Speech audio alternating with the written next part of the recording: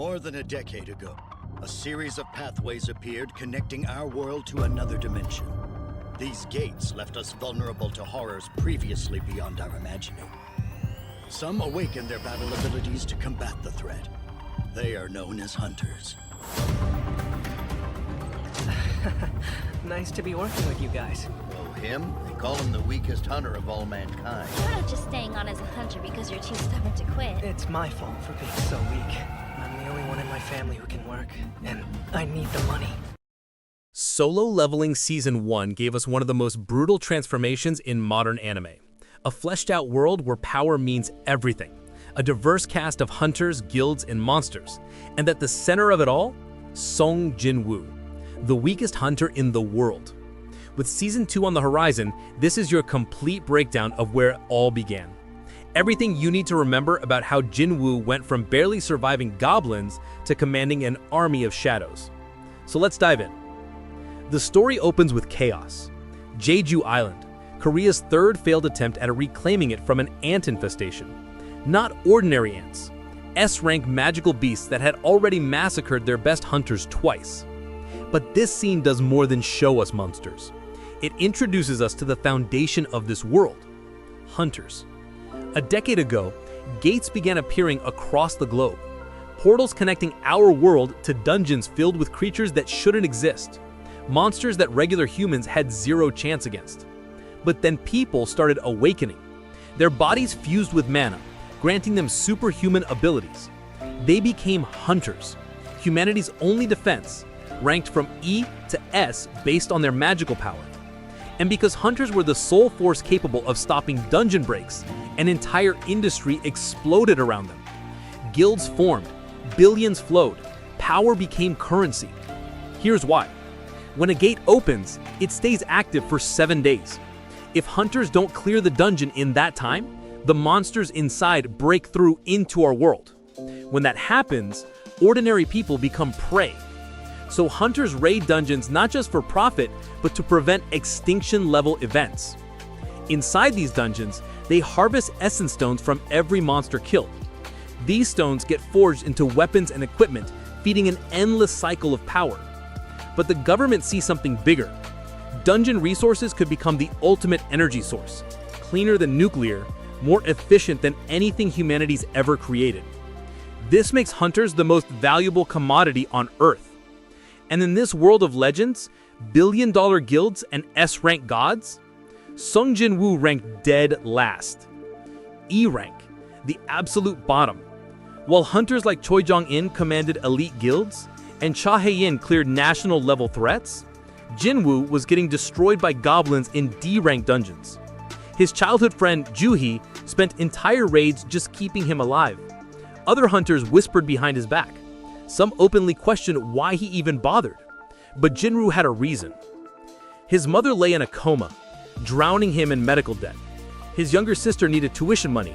And being a hunter, even the weakest one alive, came with medical benefits and the slim chance of a big payday.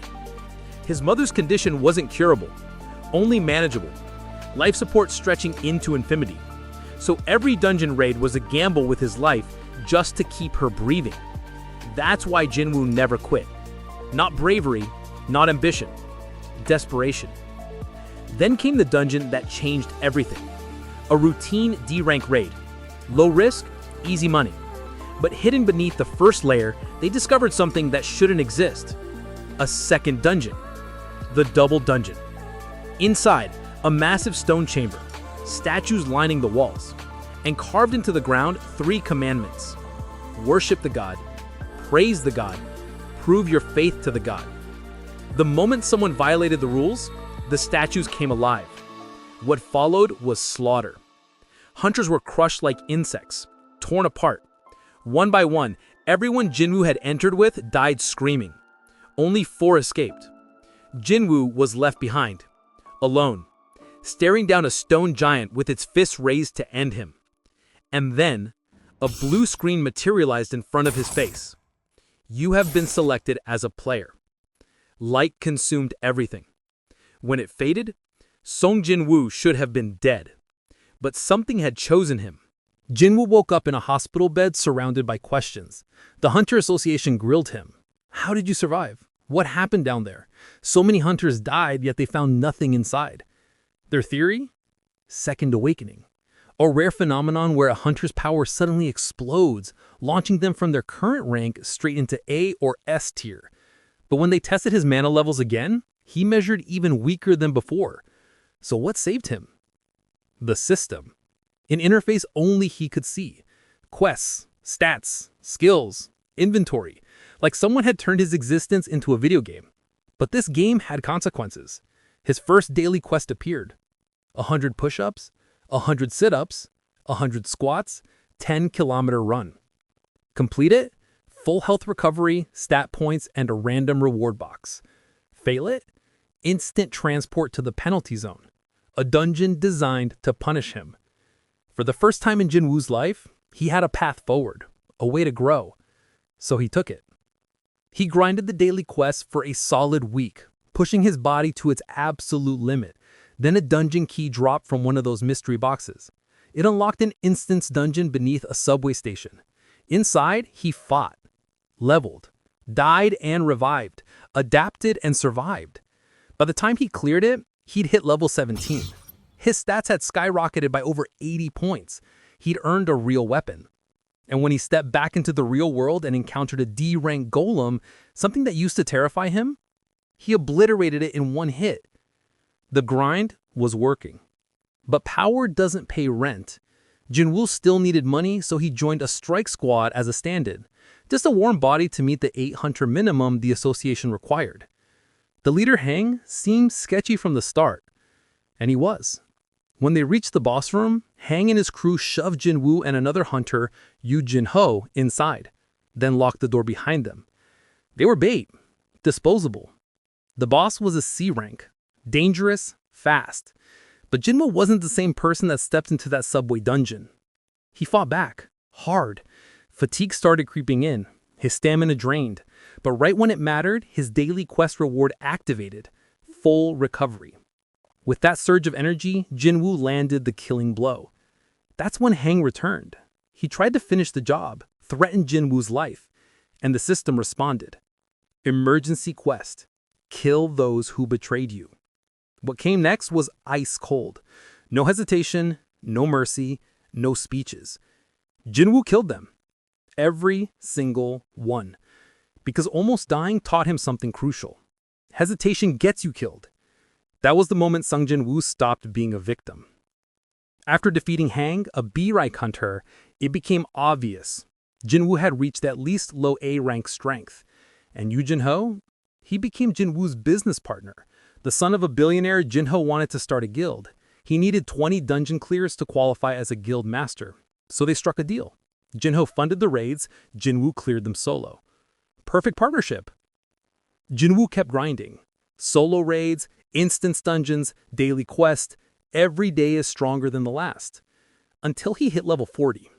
That's when everything shifted. This quest led him deep into a forest dungeon, but the enemies inside weren't normal. Elite knights in enchanted armor, each one stronger than most bosses he'd fought.